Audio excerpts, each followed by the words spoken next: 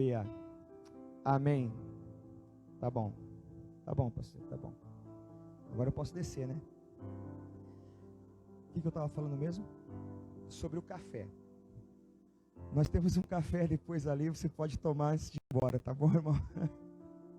Tem um cafezinho ali.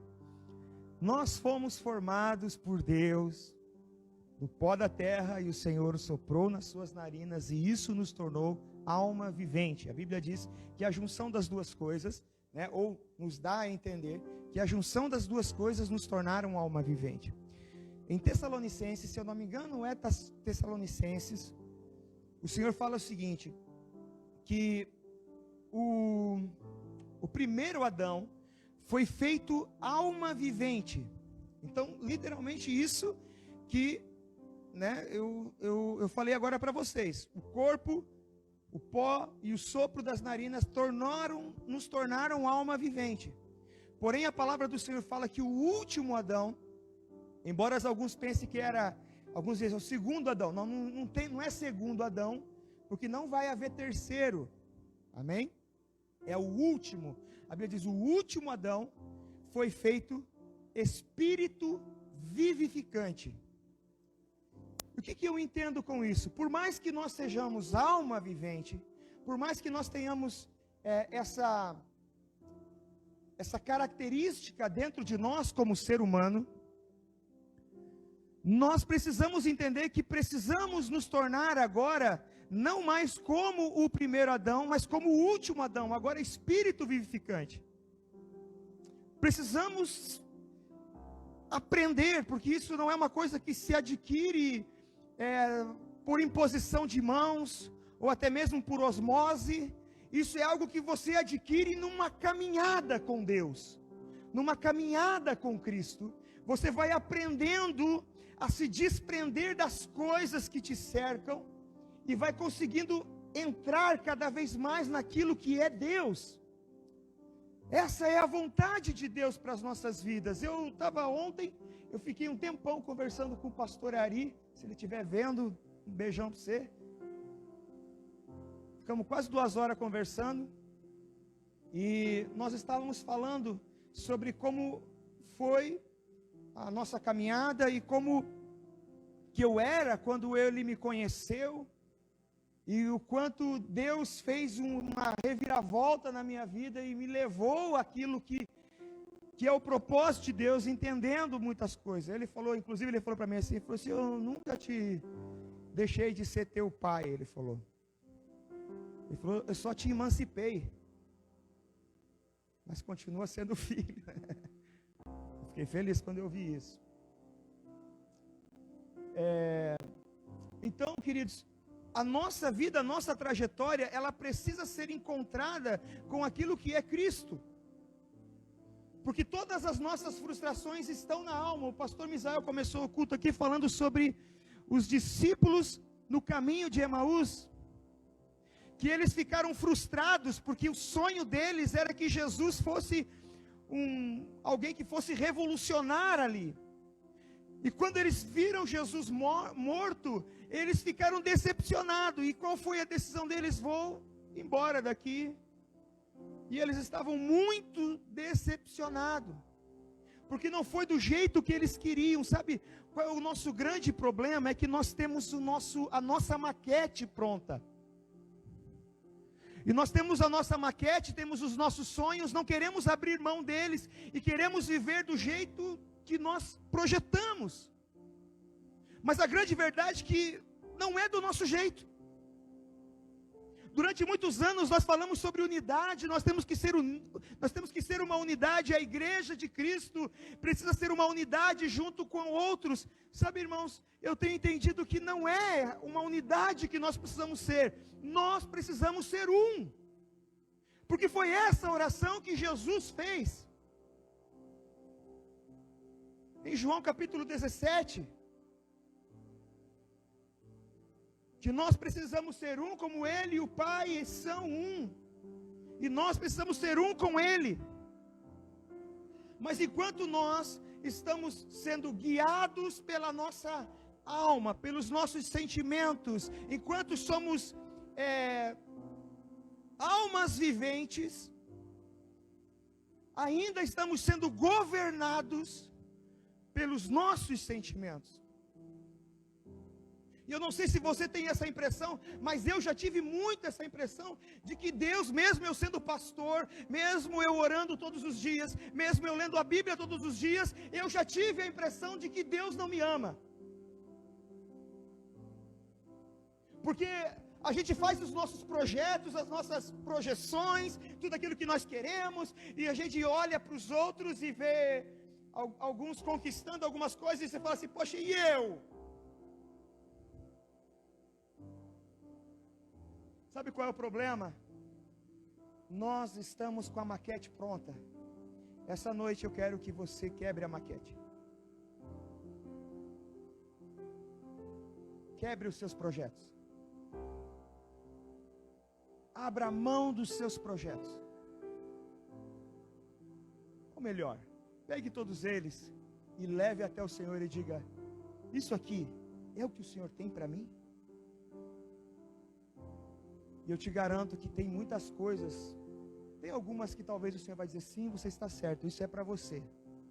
Mas talvez vão ter situações, talvez vão ter coisas que o Senhor vai falar para você, não, isso que você está vivendo não é para você. Não é o que eu tenho para você. Os planos de Deus são muito mais altos. Eu tinha medo, irmãos. Eu tinha medo de perguntar para Deus se o que eu estava fazendo era a vontade dEle. Sabe por quê? Porque eu tinha medo que Ele dissesse assim, não é a minha vontade. Mas quando nós entendemos que a vontade de Deus é aquilo que foi pregado aqui domingo passado. Quem estava domingo passado? Vocês lembram o que foi pregado aqui? Eu bem sei que pensamentos que tenho sobre vós, pensamentos de paz e não de mal. Para quê? Ninguém estava. Para lhes dar o fim que desejais. Então nós precisamos, irmãos, aprender. E ontem esse era o motivo da nossa conversa, minha conversa com o pastor Ari, porque a gente às vezes percebe alguns exageros e a gente não sabe como mexer com esses exageros. Seria bem fácil, né, irmão, se aparecesse um anjo aqui e ficasse no meu ouvido falando o que eu queria. Não, seria bem melhor se um anjo chegasse aqui, pegasse o microfone e pregasse, mas não seria melhor? Seria bem melhor. Mas não, Deus quer que a gente tenha essa experiência, nós vivamos as experiências, sabe? Nós precisamos ter um testemunho dentro de nós. E o apóstolo Paulo, ele fala algo bem legal aqui em Romanos capítulo 12, eu quero ler com você. Não vou muito longe, porque nós temos a ceia ainda.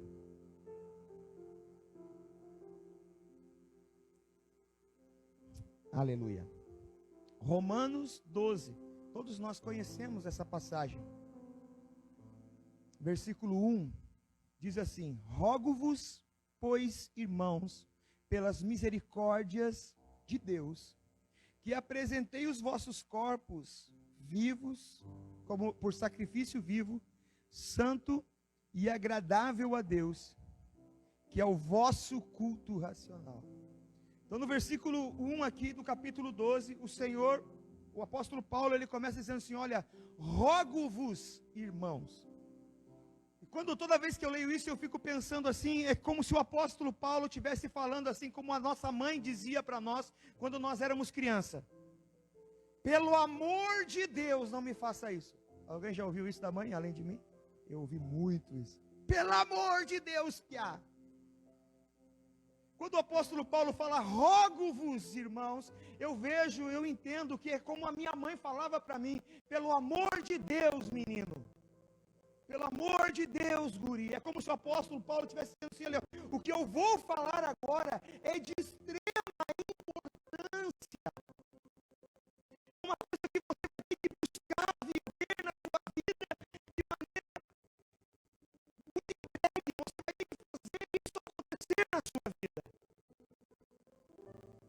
Ele diz, rogo-vos, pois, irmãos, que apresenteis os vossos corpos como sacrifício vivo, santo e agradável a Deus. Eu não entendo, eu acho aqui que é muito claro tudo que o Senhor está falando aqui. Que o desejo dele é que nós não vivamos segundo a nossa vontade, o nosso querer. A nossa vida precisa ser um sacrifício ao Senhor. Quantos de nós já não sentimos tentados a fazer algo errado? Nós sabemos que é errado, mas aquilo ali vai nos beneficiar, pelo menos por alguns minutos ou por algum tempo. Quantos de nós já não sentimos tentados em fazer aquilo? Quantas vezes você quis muito algo, mas você olha para a tua condição de fé, você ser um cristão, e você diz, não, mas eu não posso fazer isso. Quantas vezes você passou por luta no seu casamento e não pensou assim, eu vou desistir. Mas espera aí, você é um sacrifício vivo.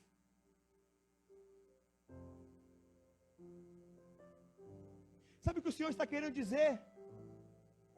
Olha, ninguém colocou uma arma na sua cabeça e te obrigou a fazer o que você fez.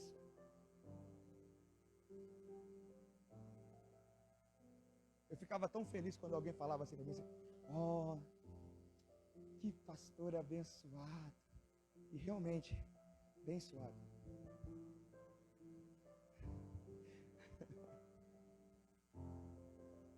Nossa, que bênção. Eu ficava feliz com isso, sabe? Porque o ego, ele era satisfeito ali naquela hora. E aí quando alguém falava assim, nossa, que pastor terrível, eu falava, é o diabo na boca dele. O diabo está usando. Quando eu falava assim, o pastor é bênção, olha como Deus está usando o irmão. Mas quando eu falava, não, esse pastor está com algum problema. O diabo se levantou na igreja, irmãos. Mas nada mais é do que a minha alma desejando algo, desejando ser confortada. Agora, quando nós nos tornamos um sacrifício vivo, nós não se importamos mais com o que falam de nós. Aliás, quando nós nos tornamos um sacrifício vivo, nós ficamos constrangidos com algumas coisas que fazem para nós.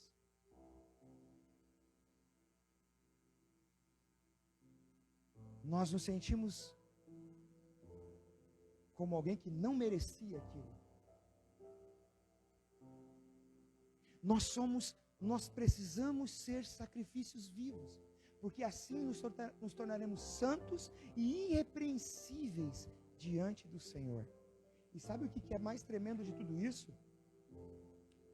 Porque ele encerra o versículo primeiro, eu vou ler de volta, e você preste atenção nas últimas palavras do versículo primeiro. Diz assim: rogo-vos, pois, irmãos, pela misericórdia de Deus, que apresentei os vossos corpos por sacrifício vivo, santo e agradável a Deus. Isso aqui você precisa prestar atenção, que é o vosso culto racional. Uma vida rendida àquilo que é a verdade de Deus, não aquilo que você quer viver, não aquilo que você sonha em viver, mas você decidir viver aquilo que o Senhor sonhou para você. Esse é o culto racional. Esse é o culto que o Senhor espera de nós. Isso é o que o Senhor está esperando de nossas vidas, que a gente abra mão das nossas vontades para que a vontade do Senhor prevaleça em nós.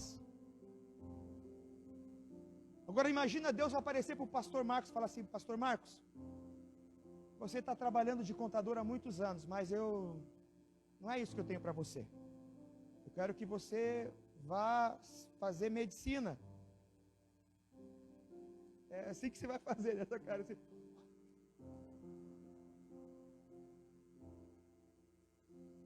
Por isso precisamos ser um sacrifício vivo, porque nós vamos ter que abrir mão daquilo que queremos, aquilo que é a nossa vontade. Esses dias eu estava pensando e meditando assim, né? Eu estava falando com um irmão, eu falei assim, irmão, já pensou se todo mundo fosse chamado para pregar? Para quem que nós pregaria? Estaria todo mundo aqui em cima com o microfone na mão pregando. E ninguém ouvindo. E depois, se você continuar, não vai dar tempo de nós falarmos tudo sobre essa passagem, sobre o capítulo 12, mas se você continuar lendo do versículo 3 em diante, você vai ver que o Senhor começa a ordenar as coisas no culto. Ele fala, aquele que foi chamado para exortar, faça isso com excelência. Aquele que foi chamado para ensinar, ensine.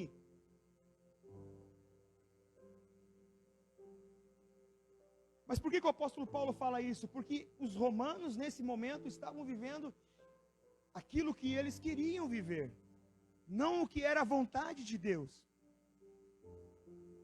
Nós precisamos nos tornar eu ouvi de um irmão esses dias, e eu ouvi algo de um irmão esses dias, e eu fiquei impactado com o que ele falou, o irmão aqui da igreja.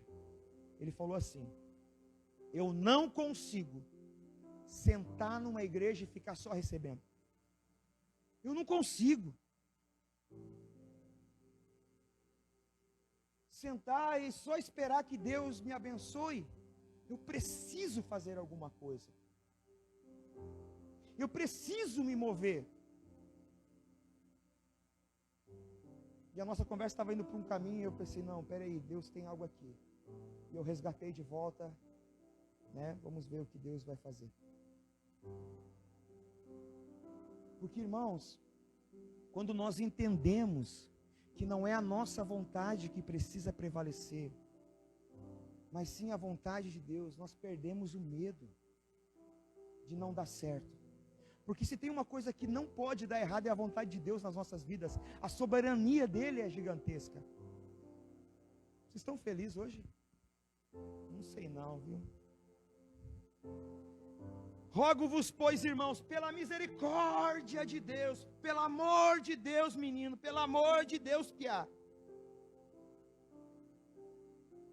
apresentei os vossos corpos por sacrifício vivo, santo e agradável a Deus, que é o vosso culto racional. E o versículo 2 é tão poderoso quanto. E não vos conformeis com este século, mas transformai-vos pela renovação da vossa mente, para que experimenteis qual seja a boa, agradável e perfeita vontade de Deus. Existe uma boa, uma perfeita e uma agradável vontade de Deus para as nossas vidas, mas só vamos conseguir viver isso a partir do momento que nos tornarmos sacrifício vivo, abrindo mão daquilo que nós queremos para viver aquilo que o Senhor quer para nós. E sabe, irmãos, o quanto é difícil isso, porque nós não estamos acostumados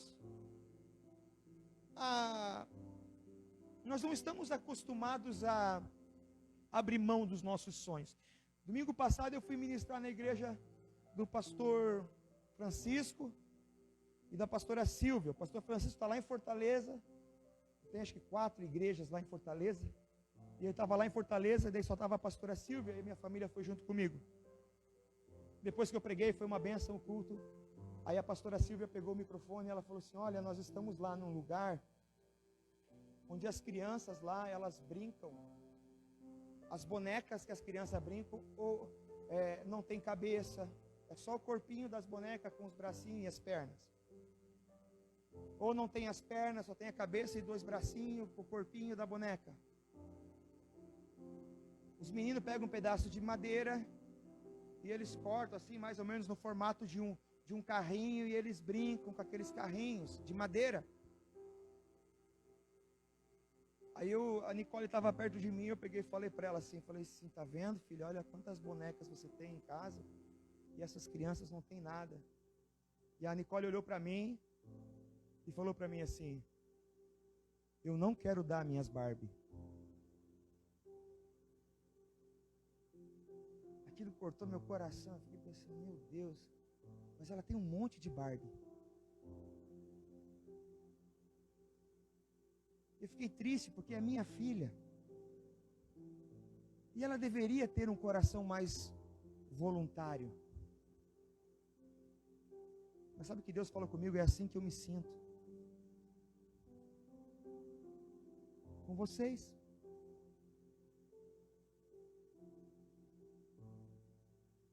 O fato da minha filha ter dito que ela não queria dar a Barbie não é porque ela nunca vai dar a Barbie dela. É porque Deus queria me mostrar o sentimento que Ele sente quando Ele tem um propósito nas nossas vidas, mas a gente diz não. E nada é mais impactante quando você tem uma experiência com um filho seu. O Xande falou algo aqui no testemunho dele. E a propósito, semana que vem, testemunho com o Lucas. E na próxima sexta-feira, irmãos, eu quero que todos vocês digam um amém bem forte no que eu vou dizer agora. Porque faz 3 semanas que tem gente fugindo. Na próxima sexta-feira, vai ser o Mateus. Isso aí. Isso aí. Quando chega a semana dele, ele fala, não, vou esperar mais um. Aí eu vejo como é que é, depois eu faço. Ó, pra você. Chega. Vamos voltar aqui. Mas o Xande falou algo muito interessante na live dele. Como que ele entendeu o amor de Deus. Quem assistiu vai lembrar. Eu acho que até o pastor Johnny Clay citou isso domingo passado de novo, né? Citou. Como que ele entendeu o amor de Deus para com as nossas vidas. Quando ele via Jesus, ele via como se fosse a filha dele na cruz. Como que alguém pode entregar o seu próprio filho por amor a alguém que sabe que nós não vamos permanecer, irmãos? Tem uma música muito boa, do Israel Subirá. E você sabe que se o Israel subirá, eu também subirei. Se até o Israel subirá, eu também subirei, né, irmãos? Em nome de Jesus. Mas é uma música muito boa, De Volta para Casa. E ele fala, como podes me amar, Deus, sabendo que eu fugiria? Se a porta estivesse aberta, como podes me amar assim? Nós estamos constantemente fugindo. Nós não queremos dividir as nossas Barbie. Não queremos dividir os nossos brinquedos. Nós temos os nossos castelinhos e não queremos desmontá-lo para construir o reino de Deus, o castelo de Deus. Se você quer viver uma vida plena em Deus, aprenda a ser um sacrifício vivo. E o versículo 2 diz, e não vos conformeis com esse século. O não nos conformeis está dizendo assim, não tome a forma desse século. Não se torne como o mundo se tornou. Egoísta. Não se torne como o mundo tem se tornado. Seja uma bênção na vida de outro. Irmãos, não tem coisa mais preciosa. Eu estava conversando com a irmã Melina aqui antes de começar o culto, ela estava me falando assim, olha, pastor, lá na Vila Machado, tem uma senhora lá, que ela é mãe, como é que é o nome da moça? Mãe da Franciele. E aí ela quer muito vir aqui na igreja e tal, porque um dia o pastor estava lá, na Vila Machado, e a Franciele estava doente, e aí o pastor Anderson, ela falou assim que o pastor Anderson orou e a filha dela foi curada. Cara, não tem mais nada, eu já ganhei, eu podia fechar a porta e ir embora. Porque em algum lugar alguém foi tocado por Deus. E não é o Anderson, porque se fosse o Anderson, todo mundo doente que chegava perto do Anderson ia ser curado. E às vezes eu oro por alguns doentes e fica pior ainda, irmãos. Só pode ser Deus. Não tem nada mais gratificante do que você saber que você foi um instrumento de Deus. Aquele lugar tem uma pessoa que foi tocada por Deus pela sua vida. Nunca veio na igreja. Uma vez uma senhora, ela estava na igreja e o marido dela trouxe ela no colo. Acho que o Cláudio, a irmã Vera estavam naquela época. Acho que o irmão José Orli. Trouxe e colocou ela sentada e o culto começou. E eu entrei, nós tínhamos a igreja ali na Epitácio Pessoa. Nós entramos. Eu entrei, eu vi ela ali, eu já conhecia ela, o filho dela, conhecia a família. Nós começamos a orar, eu e minha esposa começamos a orar. Eu falei assim, irmã, você crê que Jesus pode te curar aqui agora? Ela falou, eu creio. Aí então levanta, ela levantou, ela começou a andar na igreja. E foi Foi uma explosão de bênção. Eu pensei, agora a igreja vai bombar. Imagina, a pessoa foi curada ali. No outro domingo ela não veio no culto. Eu pensei, olha o diabo aí de volta. Aí eu peguei, levei minha filha, minha esposa, e a Júlia era pequenininha, levei elas para casa. E quando eu estava indo para a casa do meu pai, eu sempre ia no domingo à noite, depois do culto, tomar um chimarrão com meu pai. Estava indo para a casa do meu pai, meu telefone tocou. E essa senhora tinha morrido naquela semana. Tão destruído com isso. Falei, Deus, o Senhor curou ela para ela morrer? Aí fui lá na casa, o filho dela chegou para mim, ele falou assim, pastor, o senhor não sabe o que foi essa semana da minha mãe. Com aquilo que aconteceu lá na igreja, ela parou de fumar. Ela começou a falar para todo mundo que Jesus tinha curado ela. E na hora eu entendi, sabe, o propósito de Deus não é edificar uma igreja ou um homem. O propósito de Deus é salvar vidas. E aquilo ali foi um instrumento para salvar vidas. Salvar a vida dessa mulher. Sabe, eu não tenho ela aqui conosco, mas um dia eu vou estar no céu. E eu tenho certeza que eu vou encontrar ela lá no céu. Porque isso mudou a vida dela. Ela fumava, ela parou de fumar. E ela dizia, agora eu sou de Jesus. Jesus me curou, eu estou bem. Mas ela partiu. Antes do próximo domingo. Não tem coisa mais tremenda do que você perceber o quanto Deus é bom na sua vida a ponto de te usar. Mas para isso nós precisamos entender, irmãos, que não é da nossa vontade, não é do nosso jeito. Nós sempre criamos os modelos, né? A gente se molda aquilo que aquilo que o mundo está fazendo, nós nos moldamos aquilo. Vamos voltar para o evangelho simples, onde Deus reina. Jesus é o Rei dos Reis. Pronto. Não é a nossa vontade, é a vontade dele. Tudo aquilo que formos fazer, vamos pedir para que ele diga se o que está acontecendo é da vontade dele ou não. E não vos conformeis com este século, mas transformai-vos pela renovação do vosso entendimento ou da vossa mente. Nós precisamos constantemente estar nos renovando. O que é renovar? Constantemente você está se lembrando daquilo que é a vontade de Deus para a sua vida. Se Deus te deu uma direção, você não tem que procurar outra. Deus te deu. Deus te deu uma direção, vá nela. Renove a sua mente, lembre das promessas de Deus para a sua vida. Lembre-se do que é servir a Deus.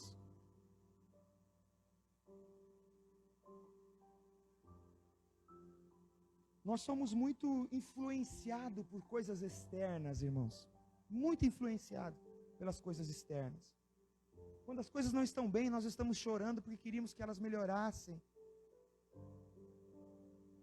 Mas na verdade, irmãos, nem sempre aquilo que está acontecendo é o que de fato Deus tem para as nossas vidas. O que Deus quer para as nossas vidas. Nós nos moldamos com aquilo que vemos. A moda agora é pintar a igreja de preto. Vamos pintar a igreja de preto? Porque a moda é essa agora.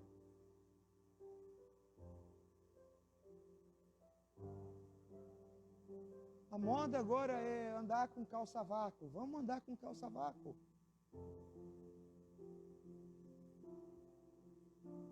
Não, nós precisamos nos renovar naquilo que é a promessa de Deus para as nossas vidas. Não se molde a esse mundo. Não queira ser como o mundo é. Não faça como o mundo faz. Se todo mundo está se divorciando, você não é do mundo.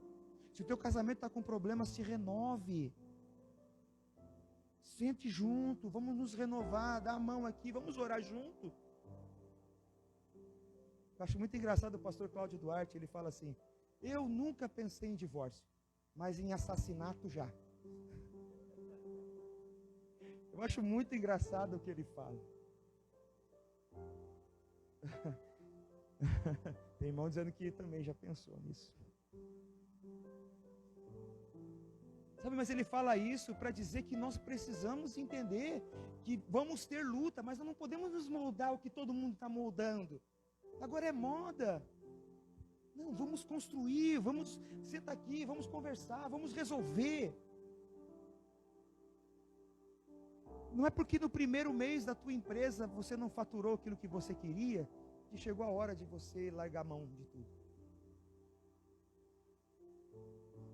Não é porque o teu filho te decepcionou uma vez, que pronto, agora ele já não serve mais. Vamos nos renovar, queridos. Vamos sentar, vamos trazer à memória aquilo que nos dá esperança. Vamos renovar a nossa fé, a nossa mente. Quem nos acompanha aqui desde o começo sabe que essa igreja não era mais para existir. Não era mais para existir.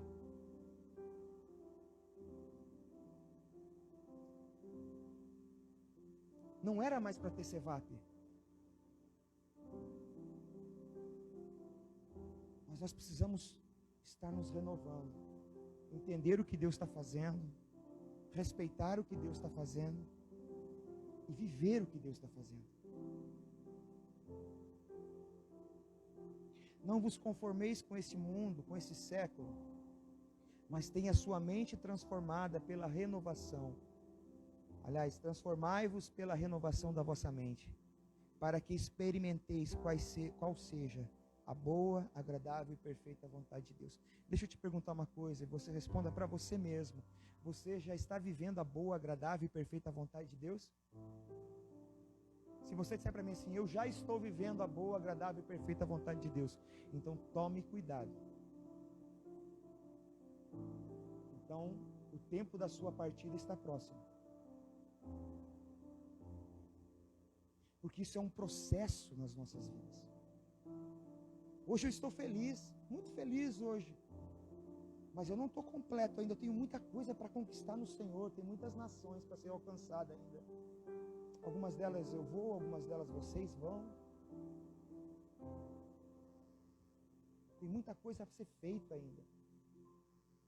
Se tudo está perfeito, talvez seja sinal que o Senhor está pronto para nos recolher.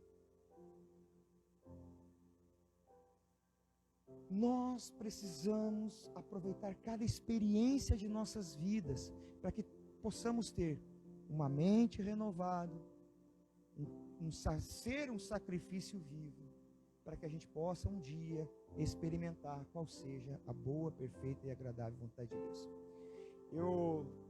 Quando o Paulo está escrevendo isso aqui, e muitas outras cartas que Paulo escreveu, na verdade Paulo não escreveu, ele ditou, né? Alguém escreveu, mas ele que ditou. Algumas delas foram escritas por Lucas e outra, eu não lembro agora o nome do outro que escreveu Romanos, mas não foi Lucas. Quando o apóstolo Paulo está escrevendo essas cartas, ele estava preso. E hoje, dependendo do presídio onde você está, você não, né? Mas a pessoa que está presa,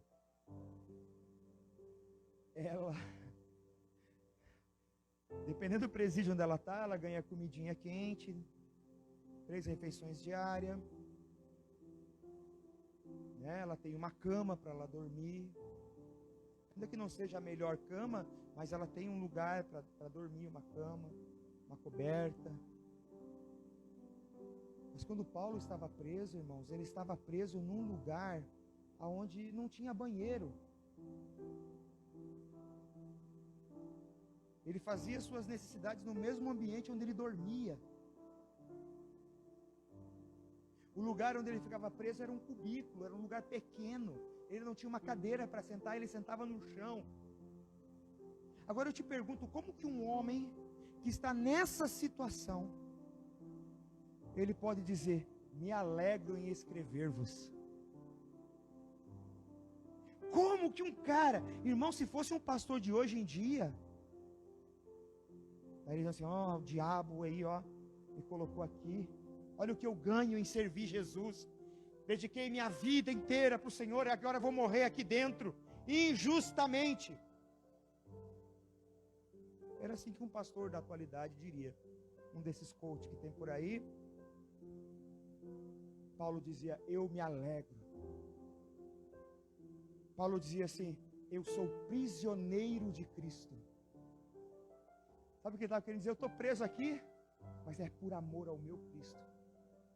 Como? Como que alguém é jogado numa arena com seus filhos? E aí alguém pergunta assim, fala assim, você nega Jesus? Se você não negar Jesus, a gente vai soltar os leões aqui. E aí eles falam, não vou negar Jesus.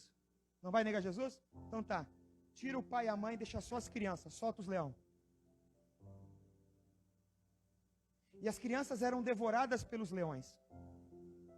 Depois os pais eram jogados e eles eram devorados pelos leões. E enquanto eles eram devorados pelos leões, eles cantavam louvores de adoração ao Senhor.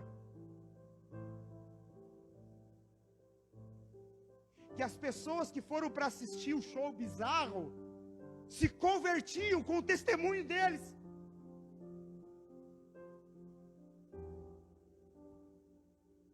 Mas nós ainda estamos preocupados com a nossa Barbie, com os nossos carrinhos. A igreja sempre precisa ser batizada, irmãos, com um amor a Cristo. A igreja de Cristo, e eu creio que tudo que nós estamos vivendo é porque Deus vai trazer esse batismo de amor a Cristo. Não é a minha vontade, mas é a sua vontade, Senhor. Eu vou acordar segunda-feira, vou trabalhar e vou honrar o meu Cristo naquele lugar de trabalho. Vou ser o melhor funcionário. Vou ser o melhor colega de trabalho. Vou fazer tudo certinho para honrar a Cristo.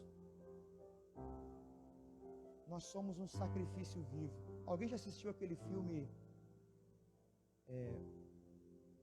do Leandro Hassum, O Candidato Honesto? Já assistiu? Como é terrível, né? O cara começa o filme num lugar fantástico, numa casa, numa montanha, chegando de helicóptero. Desonesto. E aí acontece alguma coisa que ele não consegue mais mentir. Tudo que ele fala é verdade. Assista esse filme, é bem interessante. Eu tenho aprendido, sabe, eu não tenho limitado o meu Deus. Eu tenho aprendido que Deus fala até mesmo num filme. Amém? Deus não tem lá tem gente que pensa, né, que Deus tem um contrato dizendo assim, eu só opero na igreja evangélica.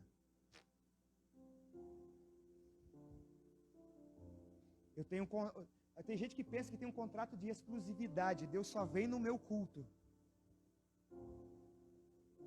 Arrisque fazer um culto na sua casa, você e seus filhos, para você ver. Para você ver se ele não vai lá. Sai amanhã de manhã, quando você for trabalhar, se você vai de bike, se você vai andando, se você vai de carro, vai orando em línguas para você ver se ele não vai te visitar no carro. Deus não tem contrato com nada, irmãos. Então eu tenho aprendido que Deus fala em tudo. Em tudo Deus fala. E eu aprendi, assistindo aquele filme, eu aprendi que vale mais a pena você ser honesto e falar a verdade sempre, do que você construir um império em cima de mentiras.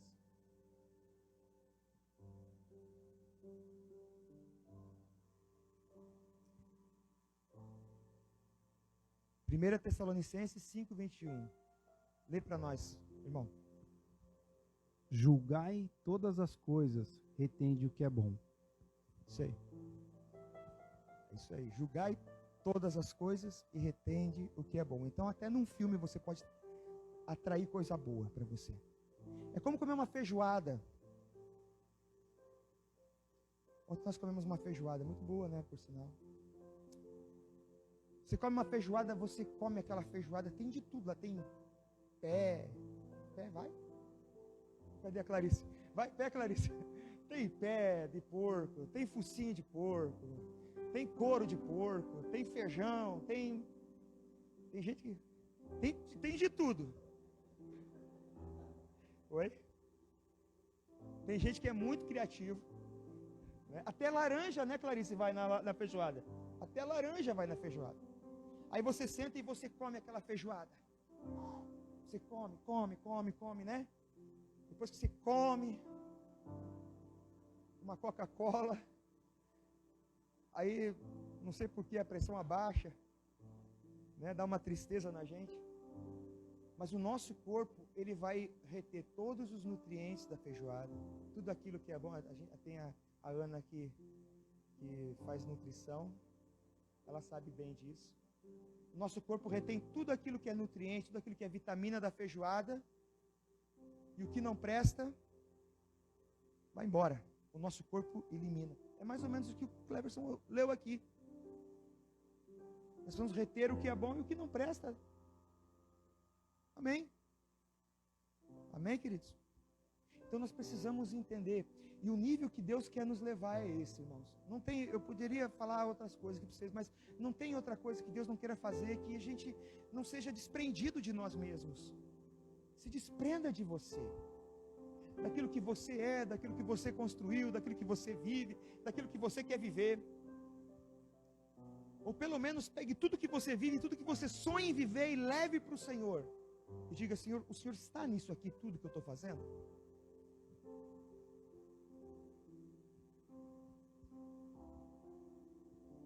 Falou para mim assim: pastor, nós precisamos voltar a fazer culto na quinta.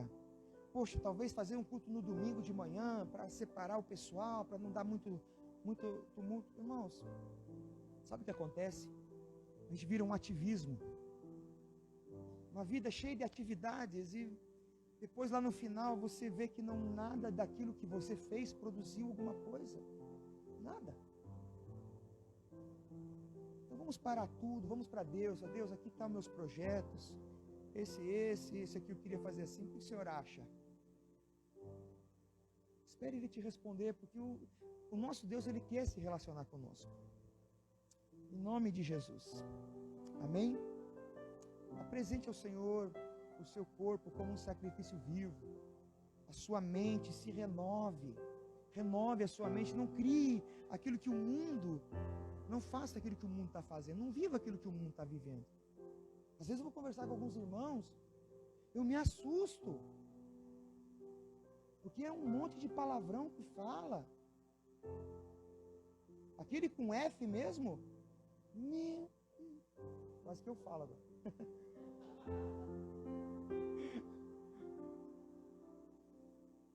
Aí quando você questiona, você fala: não, é que eu tô no meio de um monte de pessoas que falam isso. Eu acabo falando. Né? Viver no meio de ímpio, pastor,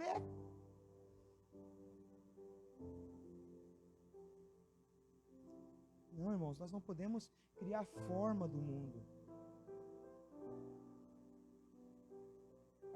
Não podemos criar a forma do mundo. Nós temos que ser diferente. Nós temos que ser diferente, irmãos. Hebreus, se eu não me engano é 14. Eu coloquei um vídeo, eu encerro com isso. Coloquei um vídeo no YouTube esses dias, mandei lá no grupo da igreja, lá mandei, se vocês assistiram, não sei. Hebreus 14, 12, eu acho. Segue em paz com todos e em santificação, sem a qual ninguém verá a Deus. Aí eu fiz a seguinte reflexão: será que o fato de nós não termos uma vida produtiva para Cristo, não seja porque de repente nós não estamos vivendo em paz com todos e em santificação? Porque quando nós vivemos em paz com todos e em santificação, as pessoas verão o Senhor. É isso que o versículo diz. Em nós. Em nós, o Senhor vai ser visto em nós. E sabe, irmãos,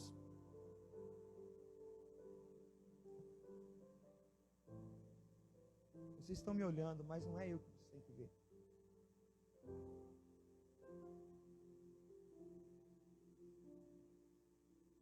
Vocês seguem o que eu falo, mas eu não sou a pessoa mais importante nesse negócio.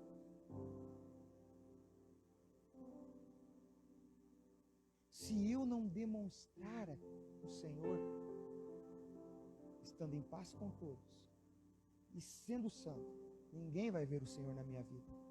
E talvez o fato de não ser uma árvore frutífera seja porque eu ando em guerra com todo mundo,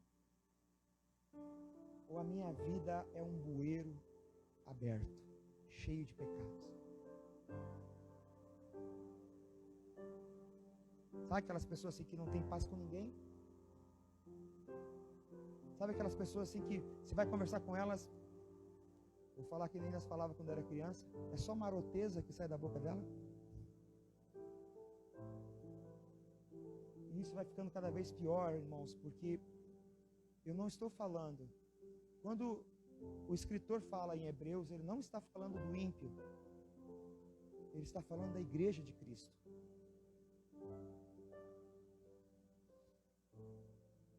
Essa noite é uma noite pesada mesmo, irmãos. Eu não estou, é que eu aprendi com o Senhor, tenho aprendido com o Senhor, a não me importar com algumas coisas.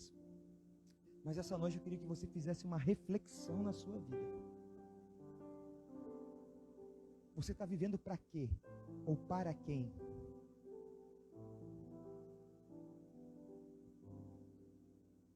E vou te dizer uma coisa, se você viver para fazer o seu marido feliz, corre o risco de você nunca conseguir fazê-lo feliz. Ou vice-versa. Agora, se você viver para fazer Cristo feliz com a sua vida,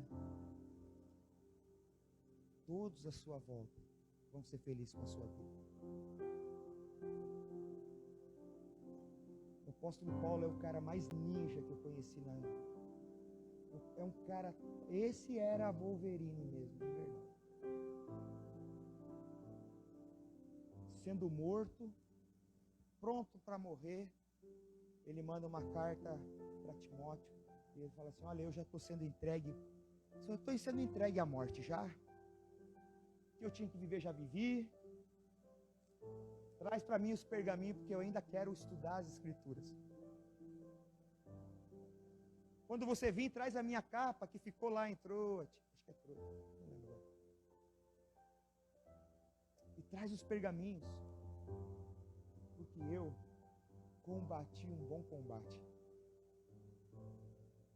Mano, esse cara tinha uma certeza do que ele viveu. O que você vai falar de um cara que vai escrever um livro para uma cidade, para uma igreja totalmente desprezível, e ele fala assim, sedes meus imitadores. Eu sou a referência, olha para mim aqui, ó. Vocês não têm referência boa, olha para mim. Eu seja meus imitadores, porque eu sei como imitar a Cristo. Tem coragem de falar isso com um amigo teu do trabalho? Ei, me imite.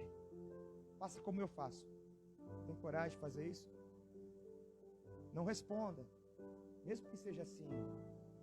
Eu acredito que sim. Que tem alguns aqui que sim. O que eu quero é que você pare para refletir. O cara falou, eu entrego a minha vida como um sacrifício vivo. Não é as minhas vontades, mas as vontades de Deus. É elas que eu quero fazer. Isso é viver no Espírito, irmãos. Você vai ter tanta bênção quando você fazer isso. Olha a vida de Paulo. Olha quanta bênção Paulo recebeu. Chicotada, naufrágio, apedrejado, rejeitado, abandonado. Olha quanta bênção Paulo recebeu. E no final da vida dele, ele estava preso, pronto para morrer, e dizendo, combati um bom combate. Acabei minha corrida, guardei a minha fé, nada me corrompeu.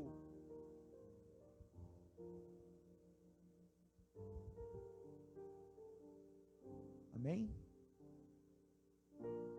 Fique de pé então, em nome do Senhor.